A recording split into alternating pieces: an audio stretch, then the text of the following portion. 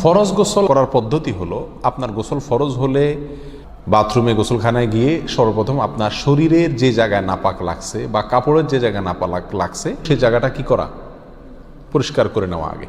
যদি আপনার জায়গাটা চিহ্নিত থাকে যে এই জায়গাটা নাপাক লাগছে, ওই জায়গাটা ধুয়ে ফেলান। এরপরে নামাজের জন্য যেভাবে আমি অজু করছি সেভাবে অজু করা।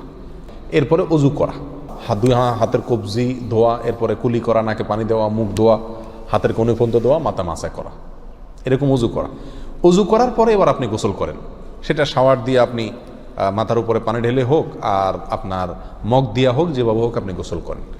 গোসল করা শেষ হয়ে গেলে, গোসল করে যখন বের হয়ে যাবেন, তখন যাওয়ার আগ দিয়া ওই যে পাও ধোয়া বাকি আছে হুজুর, যাওয়ার আগ দিয়া পায়ের ওখানে পানি ঢেলে টাকনো পর্যন্ত পাও ধুয়ে ফেললেন, বাস গোসল হয়ে গেল।